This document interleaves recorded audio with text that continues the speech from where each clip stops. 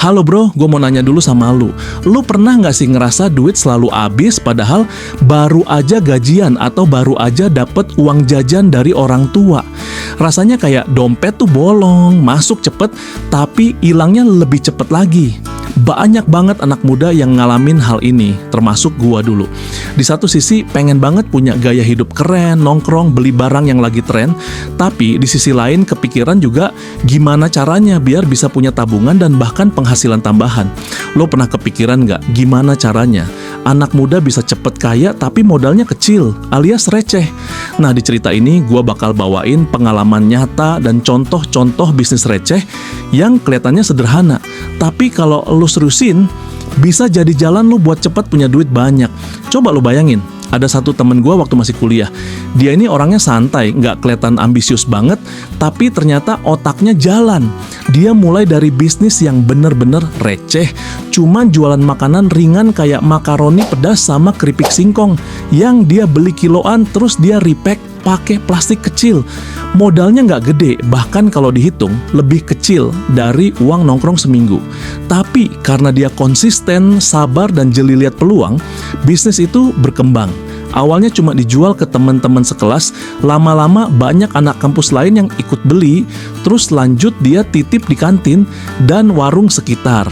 Dari yang awalnya dianggap iseng, malah jadi penghasilan tambahan yang gede banget buat ukuran anak kuliah. Gue inget banget dulu dia cerita, waktu banyak orang sibuk mikirin gaya, dia malah sibuk mikirin gimana bungkusannya kelihatan lebih menarik. Dia nambahin stiker lucu, bikin nama brand yang gampang diinget, dan promosi pakai cara sederhana, cukup dengan mulut ke mulut. Orang jadi penasaran, nyobain, terus nagih. Dari situ gue sadar bisnis receh itu bukan soal modal gede atau kecil, tapi soal niat sama konsistensi. Lu bisa aja mulai dari sesuatu yang orang lain anggap sepele, tapi kalau lu punya tekad, itu bisa jadi emas. Selain makanan ringan, ada lagi cerita lain. Kali ini temen gue bukan tipe orang yang suka ribet, tapi dia jago banget main HP. Dia mulai bisnis receh dari jualan pulsa sama paket data ke teman-teman kosan. Lo tahu sendiri kan, anak muda nggak bisa lepas dari internet. Modalnya bener-bener kecil, cuma isi saldo di aplikasi penjual pulsa terus tinggal jualin. Emang untung per transaksi kelihatannya dikit, tapi coba bayangin kalau sehari ada 10 orang yang beli, terus sebulan jalan, lama-lama hasilnya numpuk juga. Dari yang awalnya sekedar iseng, dia bisa buka konter kecil-kecilan di depan kos. Uang receh yang awalnya kayak nggak ada nilainya, kalau dikumpulin dan diputer, bisa bikin kaya beneran. Gue juga punya cerita tentang anak muda lain yang main di bisnis minuman kekinian. Awalnya cuma jualan es kopi susu sederhana, pakai resep yang dia racik sendiri dari YouTube. Modalnya nggak lebih mahal dari beli satu sepatu baru. Dia mulai jualan dari rumah, bikin banner kecil, promosi lewat WhatsApp dan Instagram. Responnya luar biasa. Anak-anak komplek pada order. Ada yang beli buat arisan, ada yang beli buat acara kecil, bahkan ada yang ketagihan beli tiap hari. Lama-lama dia punya pelanggan setia. Karena laku keras, dia mutusin buat beli alat yang lebih proper dan mulai mikirin packaging yang keren. Dari situ usahanya tambah naik, bisa nyewa tempat kecil, dan sekarang malah udah punya beberapa pegawai.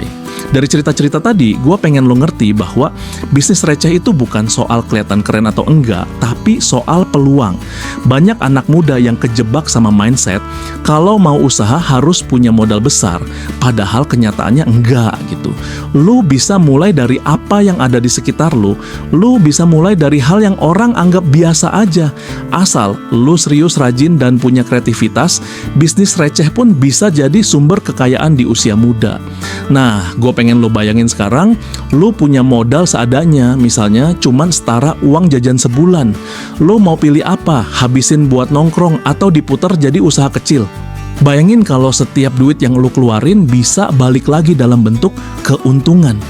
Bayangin juga kalau lo punya usaha kecil, lo bukan cuma jadi pembeli tapi juga jadi penjual. Rasanya pasti beda, lo bakal ngerasain gimana setiap transaksi bikin lo makin semangat. Dan yang paling penting, lo mulai belajar tentang tanggung jawab keuangan dari pengalaman langsung, bukan cuma teori. Jadi bro, kalau lo lagi pusing mikirin gimana caranya bisa punya uang lebih atau pengen cepet kaya di usia muda, coba deh jangan remehin bisnis receh. Mulai aja dari hal sederhana, yang penting lu jalanin dengan konsisten. Karena kaya itu bukan cuma soal angka besar, tapi soal kebiasaan kecil yang lu bangun tiap hari. Bro, lu pernah kepikiran nggak kenapa ada anak muda yang hidupnya santai tapi duitnya kelihatan selalu ada? Mereka nongkrong bisa, jalan-jalan bisa, tapi tabungan juga aman.